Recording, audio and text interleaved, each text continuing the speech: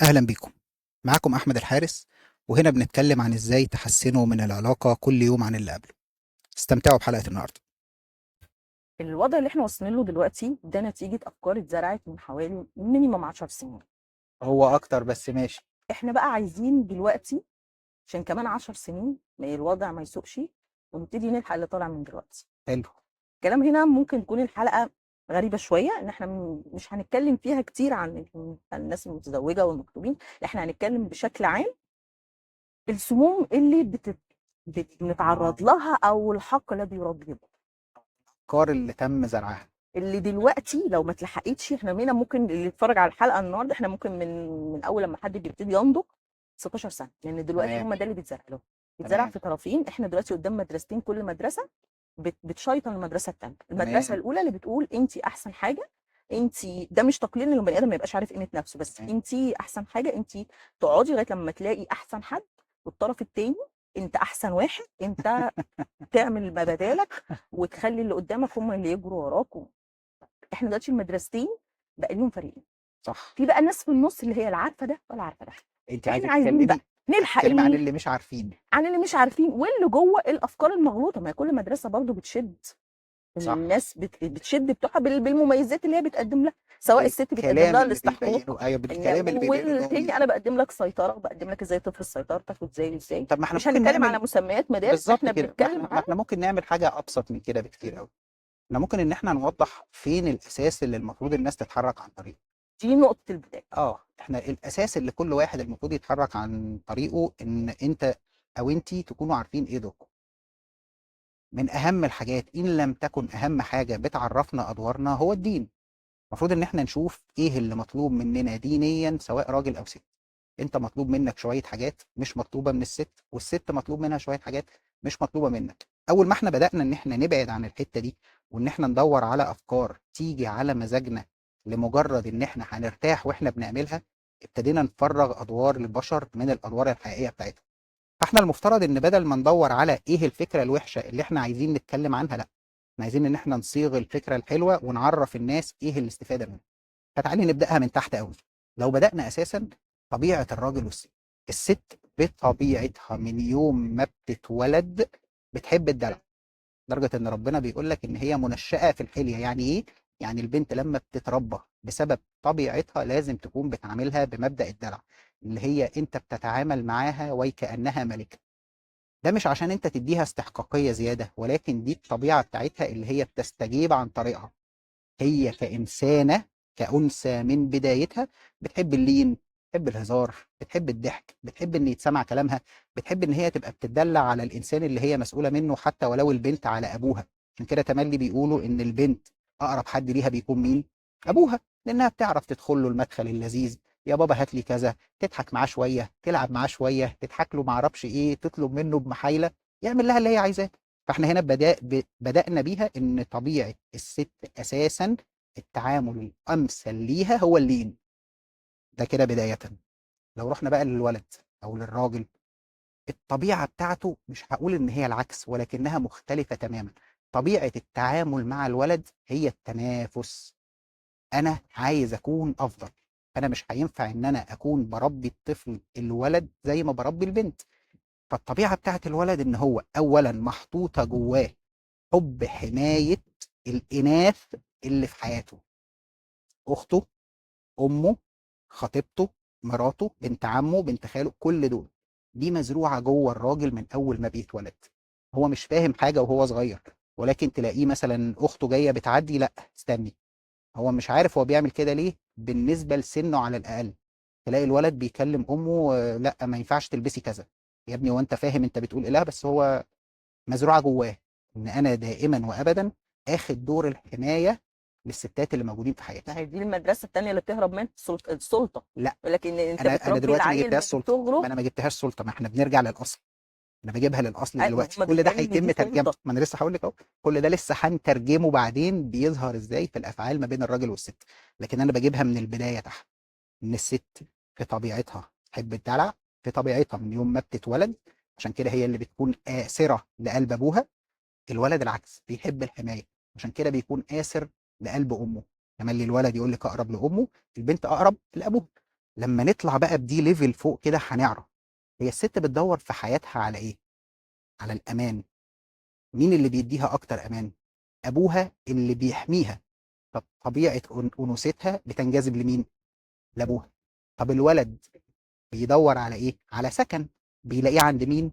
عند ماما، في سبيل ان هو بيحميها. وعشان هي ست بتدور على الامان، بترتبط بابنها اكتر ما بترتبط ببنتها.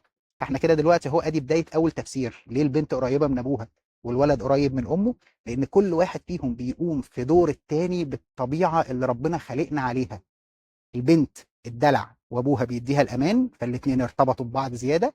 الابن الحمايه وامه السكن، وهي بتدور على امان، فارتبطوا ببعض زياده. احنا لغايه دلوقتي لا جبنا ادوار في الحياه، لا جبنا تصرفات، لا جبنا مسميات اللي اسمها سلطه او خضوع او كل ده ما اتكلمناش. احنا بنجيبها من الاطفال. تمام. لان دي شويه حاجات موجوده فينا بغض النظر ثقافه او دين او مكان او عرق او سن. ما هي الطبيعه دي هي اللي بتحارب دلوقتي. حلو جدا. يبقى احنا الاول عشان نعرف الناس لازم نعرفهم ايه هي الطبيعه، عشان لما يلاقوا تصرفات الطبيعه دي بتظهر لما السن بيكبر يعرفوا اصلها. تمام. احنا اتكلمنا دلوقتي في اول مستوى خالص ان ده اللي الولد والبنت بيتولدوا بيه. اوكي. المسميات اللي ابتدت تتحط بقى ايه؟ يروحوا للست اللي هي بتدور على الامان او اللي هي بتدلع على زوجها او ابوها او اخوها، يقولوا للراجل هنا عشان يبعدوه عن طبيعه الست دي، يقولوا له انت سم، انت ما ينفعش تعمل لها كل حاجه. احنا متفقين ان هو ما ينفعش يعمل لها كل حاجه، لكن ان انا اكون براعي اهل بيتي، سواء امي او اختي او زوجتي، وبعمل لهم اللي اقدر عليه طالما لا يتعارض مع اي حاجه ربنا قالها، انا كده بعمل الصح. النبي عليه الصلاه والسلام بيقول خيركم لاهله وانا خيركم لاهلي.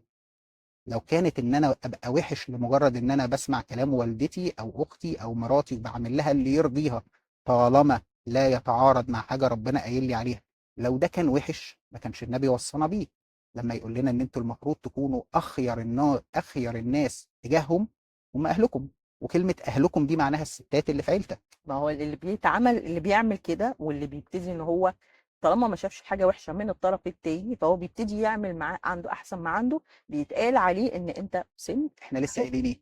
احنا مش مهم بقى بالنسبه لنا ايه اللي بيتقال، لا، احنا ما احنا راجعين هنا للاصل. احنا هنا عايزين نعرف ايه اللي بيتقال ايوه، علشان ما انا عشان كده بقول لك احنا جبنا الاصل والمسمى الوحش اللي بيقولوا عليه بيقولوا ايه؟ المسمى اللي هو انت الوحش. انت اللي معاك ما ينفعش تعمل لها اللي هي عايزاه. ما هو هنا بقى دي المشكله. هنا دي بقى المشكله ان هم اخذوا الحاجه اللي ربنا قايل لنا عليها ينفع ان هي تتعمل طالما، وعمال اعيدها، طالما في حاجه ربنا ما قالناش ان هي غلط او حرام، اريحها طبعا. ما هي دي امي ولا اختي ولا مراتي، انا المفروض ان انا اعمل ايه؟ اعاندها لمجرد العند؟ علشان ابان ان انا قوي، لا عشان انا. افرض شخصيتي، هو علشان في ما اقوى تبذلش مجهود. ثانيه بقى. ايوه، هو في اقوى من سيدنا محمد عليه الصلاه والسلام؟ مش ده اقوى انسان عدى على تاريخ البشريه؟ هل ما كانش في خدمة أهله؟ هل ما كانش بيسمع كلام زوجاته؟ مش قصدي إن هو يسمع إن هم أصحاب القيادة، ولكن ما كانش بيريحهم، ما كانش بيدلعهم، ما كانش بيلعبهم. ده كفاية السيدة عائشة والأحاديث اللي هي بترويها عن اللي النبي كان بيعمله معاها، لدرجة إن إحنا عارفين النبي عليه الصلاة والسلام كان بيناديها باسم دلع عامل إزاي، وهي اللي بتروي الأحاديث دي. فين بقى الكلام ده دلوقتي؟ فين الكلام اللي الناس عايزة تاخد من الفعل ده كعموم؟ لا وحش، في أنت ما ناس ينفعش تعمل لها. بيتقال ان هو ايه، ما هو انت مش عائشه عشان اعمل لك، او حلو انت جدا. ما هو السيده المبدأ خديجه رضي الله عنها ما هو عشان المبدأ اعمل لك. بتاع ما هو المبدأ بتاع ابقي عشان اكون لك، اه. او ابقى لي عشان اكون لك، المبدأ ده دي غلط. دي برضو دي وجهه نظر في المدرسه. بالظبط. انت ان الطرف اللي كن لها قدامه يقدم. محمدا تكن لك عائشة، اه. كوني له خديجة يكن لك محمد. انا معاهم في الكلام ده. من مبدأ ايه؟ ان احنا المفروض نحسن من نفسنا، لكن مش مبدأ ان لو انت ما عملتنيش انا مش هبقى. اه. لا، انت المفروض تبقى لنفسك اولا واخيرا، وانت المفروض تبقي لنفسك اولا واخيرا. يعني انت المفروض يكون سعيك انك تكوني افضل زوجة موجودة، وانت المفروض يكون سعيك ان انت تكون افضل زوج موجود. هل معنى كده ان بطبيعه الحال لما انا هكون كويس هي هتكون كويسه؟ لا مش بنسبه لازم. كبيره لا. هل بطبيعه الحال لما هي هتكون كويسه انا هبقى كويس؟ برضه لا. لكن الهدف الرئيسي ايه؟ ان انت المفترض تبقى كده في كل الاحوال. الانسان اللي بيتعامل مع الناس حسب ما هم بيعملوا بتجتمع فيه اسوأ صفات البشر، لان انت مع كل واحد بيعمل معاك حاجه وحشه بتاخد انت الصفه الوحشه وتتعامل معاه بيها. فده المبدأ اللي هم بيتكلموا فيه واساسه غلط. ان انا لازم اما انت تبقى كده انا اعمل لك. فاحنا ممكن مثلا نقول للست اللي بتقول لا انت المفروض لما تبقى انت كذا انا اعمل لك، اسالها السؤال اللي بيضايق ستات كتير: وافقتي عليه ليه من الاول؟ طالما انت شايفه ان هو لا يستحق ان انت تنفذي له كذا، ليه وافقتي عليه من الاول؟ هتقول اه اصل هو كان في الاول كذا ثم بقى كذا. ده مستحيل، ده مستحيل. انت كنت شايفه وغمضتي. مفيش انسان بيكون ملاك في فتره وفي لحظه يقلب شيطان، ولكن في انسان بيبقى باين منه حاجات احنا بنتغاضى عنها، وفي الاخر لما بتطلع علينا بنرجع نقول مش احنا السبب. عموما عشان بس ما نروحش للحته دي، كل اللي انا بتكلم فيه دلوقتي ان مش معنى ان الراجل بيحاول يريح مراته ان هو يطلق عليه الكلمه اللي بتتقال ان هو سمب، لا. في فرق كبير جدا ما بين ده وما بين ده. فاحنا عايزين نجيب الاصل، مش عايزين نجيب هما المصطلح اللي بيتكلموا عنه. بيبتدوا يزرعوا الموضوع بيخلطوا، ده هم مش من بيزرعوا، الاول. مش بيزرعوا، هم بيخلطوا الامور. مجرد ما انت سمعت كلام مراتك انت سمب ووحش، مجرد ما هي او لما اتدلعت عليك وانت تتجوز ما نفذت لها، تسمعش. مجرد ان انت اول ما اتجوزت اتدلعت عليك وعملت لها حاجه يبقى انت سمب، مجرد ان مش عارف ايه يبقى انت كذا. فابتدوا بيبداوا يعملوا ايه؟ لا، اقفل الحنفيه من الاول، ما تعملهاش اللي هي عايزاه، اقفلها من البدايه، الموضوع لان وصل هم شايفين ان هي حرب. لمجرد الرد على التليفون، ما انا شايفين لسه بقول ان لك، ما ينفعش سواء انت يكلمك تردي عليه من اول مره، وانت ما ينفعش تكلمك ترد عليه من اول مره. في ايه؟ ما هو الناس اللي اخده ان علاقه الجواز بهذه السطحيه ما ينفعش ان حد يلجأ لهم. كلام مش بالسطحيه دي. علاقه بس الجواز ربنا قال لنا عليها كلام كتير جدا جدا بس جدا. كل مدرسه منهم بتقول لي انا هبقى ما هي دي هتتجوزي في تستفيد ايه؟ الجوازه. لا بالعكس. انت لما هتعمل هم كده اللي معاك هتعمل كذا كذا، هم وانت اخدين لو عملتي اللي السطح. انا بقولك عليه هتعملي كذا وكذا. الحقيقه ان هم اخدين السطح، بيتكلموا من بره قوي. ليه؟ لان الكلام اللي هم بيقولوه بيبان من بره ان هو كويس، لكن اول ما بننزل مستوى واحد تحت بنلاقي ان مفيش. لان بمنتهى البساطه الست اللي عايزه الراجل ينفذ كل كلامها، ماشي. انا بقول ان هو ممكن ينفذ لها اللي هي عايزاه، خاصه في الحاجات اللي ملهاش علاقه بالقرارات قوي. وفي نفس الوقت برضو اذا كان ليها علاقه بالقرارات يكون موضوعي، ولو لقى ان قرارها اصح يعمله. لا، احنا بنسيب كل حاجه وبنمسك ان انت لازم تنفذ لازم قراراتي. تنفذ لي انت لو بالظبط. ما نفذتش قراراتي يبقى انت مش معترف بيا بشخصيتي ما هي دي السطحيه بقى. وانا شايفه ان قراراتك غلط. بالظبط، هي دي بقى السطحيه. على الجانب الاخر انت ما ينفعش تعمل لها وانت الكلمه كلمتك والشورى شورتك. ما هو انت فعلا وان هي ما الكلمه بتعرفش كلمتك. تفكر، ان هي ما ينفعش ثانيه بس، انا بتكلم عليه هو دلوقتي. انت فعلا الكلمه كلمتك والشورى شورتك، لكن هل معنى كده ان هي ملهاش اي دور؟ لا، هي ليها دور، هي المستشار بتاعك، هي اول واحد انت بتساله اعمل ايه. لا، هي ما وفين بتعرفش تفكر المرجع؟ اصلا. ما هو انت ان انت شايفها ما بتعرفش تفكر يبقى انت اخترت غلط، انت ما اخترتش بني ادمه، يبقى انت مش شايفها انسانه. ليه؟ انا بفكر احسن. حلو، ما عنديش مانع ان انت تكون بتفكر احسن، في فرق كبير بين الاثنين. ان انت بتفكر احسن دي حاجه، وان انت شايفها ما بتفكرش اصلا دي حاجه تانية. بالعكس، ده انتوا دي اكتر ست انتوا بتدوروا عليها. لا بالعكس. الست مش هنقول ده اللي اتسوق. الحقيقه مش كده. مفيش واحد عايز واحده قاعده ما بيعرفش يقيم معاها حوار. بس ما برضه بتطلعهوش المرجعيه في فين؟ المناهده. المناهده مش بص ما بص هي بص، انت خالص، ما شايفه هو ايه؟ ده شايفه كميه الخلط. ايوه ده اللي في احنا فرق فيه. كبير قوي ما بين المناهده وما بين ان انا اتناقش معاها. وارجع تاني واقول لك، النبي عليه الصلاة والسلام بعد نزول الوحي عليه أول إنسانة راح لها كانت زوجته.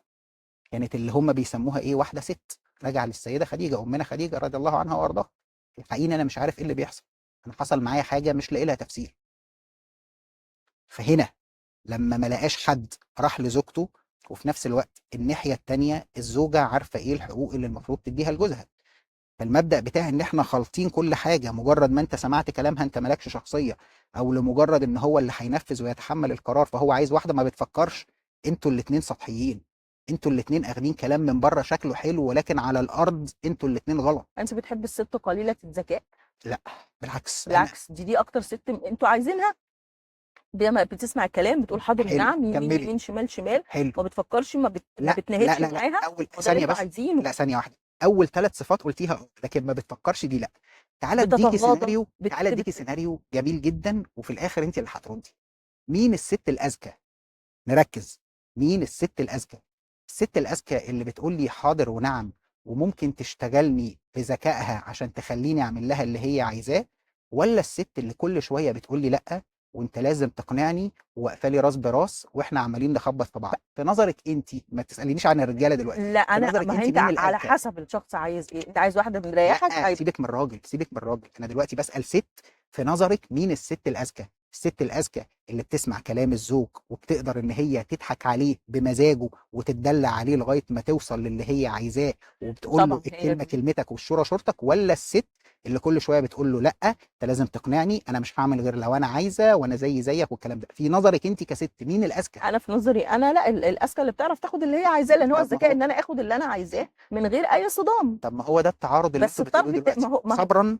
ده التعارض اللي انتوا بتقولوه، اللي انت كست شايفاها ان هي ذكيه هي نفس الست اللي انا شايف ان هي ذكيه وهي اللي في عينيا احلى. ماشي. يبقى بس ازاي جايه ما هو ده دلوقتي، ما هو لحظه ده بس، ازاي جايه دلوقتي تقولي لي ان انتوا بتدوروا على الست اللي ما عندهاش ذكاء، مع ان بمعاييرك ومعاييري احنا الاثنين شايفين ان الست اللي بتقول له حاضر ونعم وبتعمل له اللي هو عايزه وبتدلع عليه لغايه ما تخليه يعمل لها اللي هي عايزاه، هي دي الست الذكيه. احنا كرجاله، وانا بقولها وممكن تكون غريبه، اه انا بقول لك اشتغلي، سمعيه اللي هو عايز يسمعه، وهو هيكون عارف ان انت بتسمعيه اللي هو عايز يسمعه وهيعمل لك اللي انت عايزاه وهو مبسوط. طب انا بقى فين شخصيتي وسط ده كله؟ فين ازاي بقى انت عايزه تفصلي ما بين ان هي واحده ذكيه وان ملهاش شخصيه؟ ده هي دي شخصيتك اصلا، ده هو ده قوتك عليه بسبب ان انت ضعيفه وبتدخلي له من المدخل اللي بيخليه مبسوط.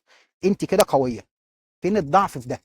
ازاي ضحكوا عليكم ان انت كده ضعيفه وانت مخليه راجل بسم الله ما شاء الله طول الباب بيدخل مكان يقول كلمه يهز شنبات، وانت بتدلعي عليه بكلمتين وعشان خاطر يعمل لي كذا يقول لك حاضر. مين اللي قوي؟ الست دي اللي قويه ولا الست اللي عايزه تقف له راس براس وانت لازم تعمل لي وانت لازم تسوي لي؟ مين اللي قويه او ذكيه؟ لا، الست اللي بتعرف تاخد اللي هي عايزاه. المنطق بيقول ان الست بتعرف تاخد اللي عايزاه، خلاص، يبقى هنا اللي بس المجتمع بيتقال. بتاعنا الله بيبص لها ان ينور. الست دي يبقى هنا اللي انت عديمه متقال، الشخصيه، هنا اللي متقال عليها ان دي اللي عديمه الشخصيه انت من عبده عنده. ستات تانية هو اللي غلط.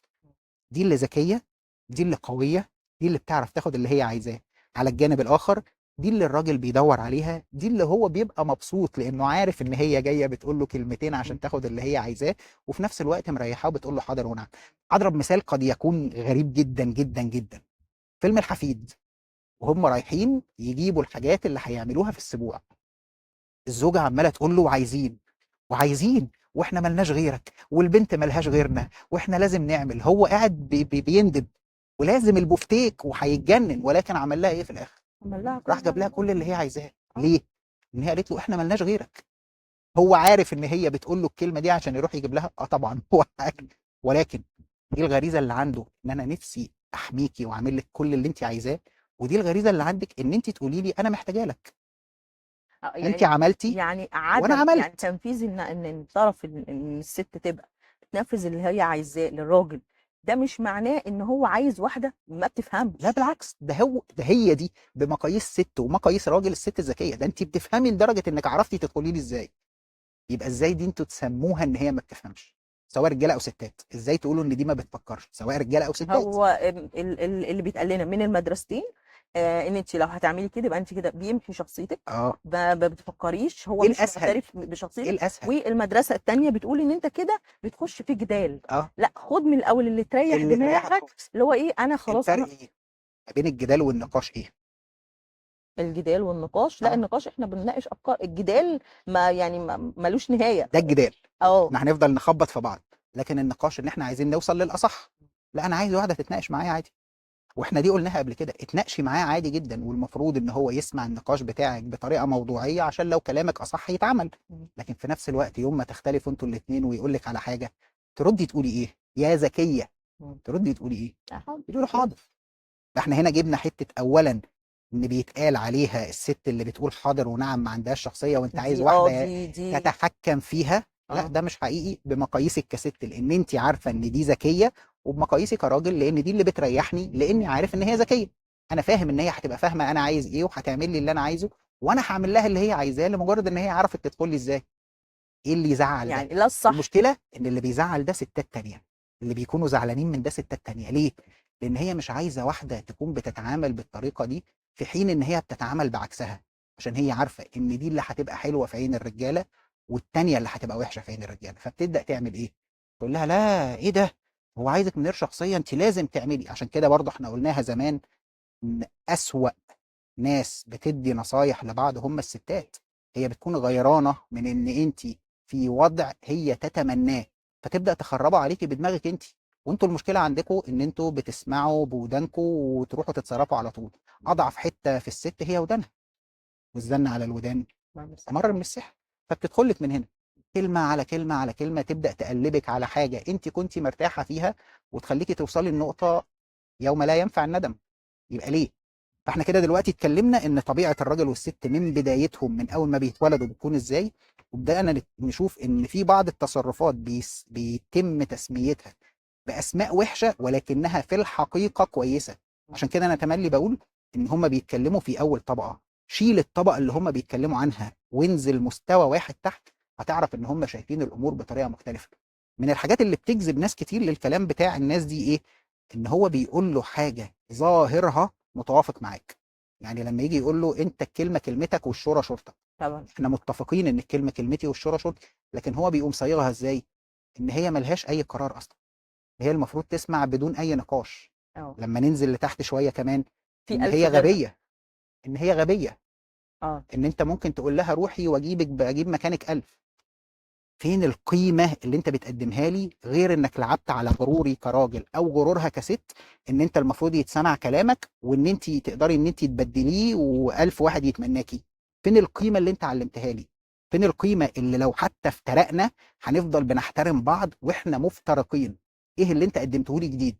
الاستحقاق. دي مش قيمه، ما هو ان انا الاستحقاق دي ان لعنه. انا بقول لك وبقول لك انت احسن انت مني، تستحق، ما انت انا كده بلعب تستحق على احسن ايه؟ حاجه، وانت بلعب على تستحق الغرور، احسن حاجه. بلعب على الغرور. كل بني ادم شايف نفسه افضل انسان في الكون، فانا لما اجي اقول لك انت افضل انسان في الكون والمفروض ان هي اللي تعمل لك وتسوي لك، واروح للست برضه اقول لها انت افضل انسانه في الكون والمفروض يعمل لك ويسوي لك، فانا كده لعبت على ايه؟ انا لعبت على غريزه. حته ان انت بس هتحس بالغرور وان انا المفروض يتعمل لي كل حاجه والمفروض ان انا ما اتعبش في اي حاجه. فالكلام اللي من بره حاجه والكلام اللي من تحت ما حاجه، زي تبذلش الكلمه اللي مجهود. قلتيها دلوقتي اللي هو انت في 1000 غيرها. ما انا اه، بروح اقول للراجل هي في 1000 غيرها، بروح اقول للست انت 1000 انت يتمنوكي. اكيد منوك. فانا عملت ايه هنا؟ انا برضو لعبت على نفس الحته. ايه اللي انت قدمته في الاخر؟ ايه اللي انت بتقوله يصلح الحياه؟ ولا اي حاجه. انت لعبت على الغرايز، لعبت على غروري، لعبت على ان انا عايز احس ان انا متميز عن كل البشر، وان انا مش مستعد او مش محتاج ان انا ابذل اي حاجه للعلاقه عشان تنجح. ولو العلاقه باظت تحت اي سبب من الاسباب يبقى مش انا، يبقى الطرف التاني. كمان في، يعني في نقطه اللي هو فكره ان كل واحد لوحده افضل. انت لوحدك افضل، ما هو وانت لوحدك انت على مش محتاج لها، على وانت اساس انا ايه مش بقى؟ محتاج لك. على اساس ايه؟ ما هو ده اللي احنا كبشر كائنات اجتماعيه. لا، لا، اللي بيتصدر لنا او اللي ما احنا بنرجع للاصل بقى، ما احنا دلوقتي بنتكلم في الاصل. احنا كبشر كائنات اجتماعيه، مفيش انسان يقدر ان هو ينعزل عن البشر كلهم ويعيش مرتاح. فانت كمان مش عايزني انعزل عن البشر وبس، لا ده انت عايزني انعزل عن نصي التاني. راجل عايز انعزل عن ست، ست عايزه تنعزل عن راجل. يبقى انت من اي منطق ابتديت ان انت تبيعها للناس، ومن اي عقل هم تقبلوها؟ لوحدك افضل. ازاي؟ ازاي اذا كان انا حتى في ما انا حين. بشيطان لك الطرف الله ينور الثاني. عليك. انا هنا، ما هو بص، انت الكلمه اللي انت قلتيها دي هي اللي فيها مربط الفرق. شيطنه الطرف الاخر دي هي المصيبه. هو لو انا في طرف مشيطني وانا مشيطن الطرف الثاني، يبقى احنا كلنا شياطين. اه، المحصله ان والملاك كلنا هو شياطين. اللي الصفات بتاعته عكس الصفات لا يا الوحشه. ريت يا من وجهه ريت نظر المدرسه يا بتاعتي. ريت، لا لا لا لا لا. الملاك عند كل مدرسه اللي بيعمل لها اللي يريحها وبس، اه، وفي عين المدرسه الثانيه الملاك ده مرفوض. مرفوض. طب ازاي الشيطان هو اللي حلو والملاك هو اللي مرفوض؟ شايفه الخلط اللي اتعمل ازاي؟ انت شيطان لمجرد ان انت عكسي. الله ينور عليك. عكس معتقداتي الله فانت ينور عليك، شيطان. فانت شيطان. والملاك بتاعك ده عندي انا شيطان، انا شايفه وحش. ايه ده؟ انت بتسمع كلامها وبتعمل لها اللي هي عايزاه، انت سم. انت بالنسبه لها ملاك، لكن انت بالنسبه لي اه، لا، شيطان. انت الناحيه التانيه، ايه ده؟ هو ممشيكي على عجين ما تلخبطيهوش وما بيتناقشيهوش وما بتعملوش، انت شيطانه، لكن انت بالنسبه له ملاك، وهكذا. ازاي الفكره دي اتباعت للناس؟ هو ده عشان اللي احنا لعبوا على بنبني الغرور، الثمار بتاعته دلوقتي. عشان لعبوا على الغرور. الكلام ده كله ملوش اي مرجعيه. الكلام ده كله لما بننزل مستوى واحد بس لتحت بنلاقي ان الكلام غلط من اساسه. عشان كده اللي احنا بنحاول نعمله وربنا يقدرنا عليه، ان احنا بنجيب الفكره من الاساس وبنقول يا جماعه دي ليها المرجعيه الفلانيه. افضل انسان على وجه الارض كان بيعمل كذا وكذا، اللي هو النبي عليه الصلاه والسلام، كان بيعمل كذا وكذا وكذا. كانت كلمته بتتسمع. كان بيدلع. كان بيناقش، كان ممكن ياخد برأي، كان ممكن يتحكم في رأيه، كان بيجمع بين زوجات، كان ممكن يتصرف بطريقة ما تعجبش زوجة ولكنها الصح، كل ده سيرة النبي عليه الصلاة والسلام فيها كل حاجة. فاحنا الكلام اللي احنا بنقوله ليا فيه مرجعية، لكن انت الكلام اللي انت بتقوله ملوش مرجعية غير ان انت حاطط نفسك المرجعية. طالما انا مرتاح يبقى اللي انا بعمله صح، طالما انا مرتاح يبقى اي حد بيقول حاجة عكسي هو اللي غلط، طالما انا مرتاح يبقى انا ومن بعد الطوفان. احنا في الميدل زون، احنا في المنطقة المشتركة ما ما بين هي دي الطرفين. الحقيقة، هي دي الحقيقة، هي دي الوحيدة اللي مهما كان اللي على أطرافها من أي حتة هيجي عليهم وقت وهيروح، ولكن اللي في النص اللي هو الأساس مش هيختفي، عمره ما هيختفي. بس المشكلة ان الميدل زون دي مش ليها، ملهاش الناس اللي بتدعمها. ليه؟ عارفة ليه؟ لان كل حد بيبقى عايز الحاجه الوسطيه، فتلاقي الطرف التاني يقول له لا، ايه ده، ايه ده، أيوه، انت هنا طبيعي، ايه هنا ده، بقى لا، المشكلة، انت هنا بقى لازم تبقى المشكلة. بتطير بجناحات، وانت لازم صح. تبقي في ايه. ما الناس اللي في النص اللي ماشيه، اللي هي عايزه تاخد الكويس من هنا والكويس من هنا، معترفه بقيمه الراجل، وانا ست معترفه بقيمتي. الناس دي يعني بتحس بالغربه. خلاص خلينا احنا دلوقتي نعمل حاجة بقوا ولنسميها منطقة التلاقي، أو زي ما بتتسمى في الرياضيات فاي. احنا دلوقتي ممكن نقول إن احنا بنعمل الفاي زون، منطقة الراجل التلاقي ما بين والست. الراجل والست بما يتناسب مع طبيعة الاتنين واللي ربنا قايل لنا عليه، بس فلنسميها كده. لكن انا فايزون. قصدي كلامي فايزون، لكن انا قصدي كلامي ايه؟ انك خليك عارف ان طالما انت لك مرجعية فتقدر تاخد وتدي.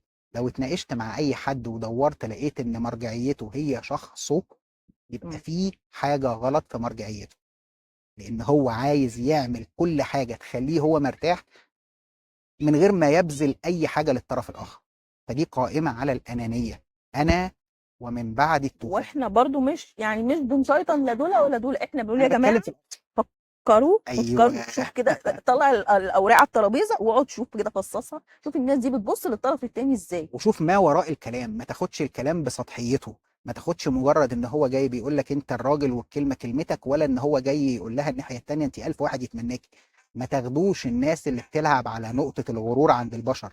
كلنا شايفين نفسنا احسن الناس، ولكن ارجع للاصل، انت اصل الكلام جايبه منين، وشوف الناحيه التانيه اصل الكلام اللي احنا بنقوله جاي منين. استخدم اصل كلامك دماغك، اصلك كراجل يعني. استخدم دماغك وقيم الامور بقيمتها الحقيقيه. ما تمشيش ورا الغرور لمجرد ان انت عايز تحس ان مفيش زيك، ولا انت تمشي ورا الغرور لمجرد ان انت عايزه تحسي ان مفيش زيك. المبدأ الرئيسي ان يكون في مرجعيه، لقيت المرجعيه دي هتلاقي ان انت مرتاح، هي مرتاحه، انتوا الاتنين ماشيين بس بالحاجات كده اللي خلاص، ربنا قايل عليها، وكده يبقى احنا وعلى باذن الفطره. الله ايوه باذن الله وصلنا لافضل شيء. بس ونكمل الحلقات الجايه. باذن الله رب العالمين. ما تنسوش برضه اعملوا شير ولايك وسبسكرايب وكومنتاتكم، واحب برضه اقول لكم ان باذن الله هيكون في لايف ثابت كل يوم ثلاث، ممكن بقى نتناقش فيه في اي اسئله انتم ممكن تبعتوها عشان نخلي فيه تواجد اكتر على القناه باذن الله. ده هيبقى اي حد عايز اي اي حد سؤال عايز يبعت اي حاجه يتبعت ابعت، هيكون ويتناقش كده في كده اللايف. في بوست موجود على القناه. ابعتوا الاسئله بتاعتكم كلها، وباذن الله هيبقى اسبوعيا قاعدين بنناقش الاسئله. باذن الله. باذن الله رب العالمين.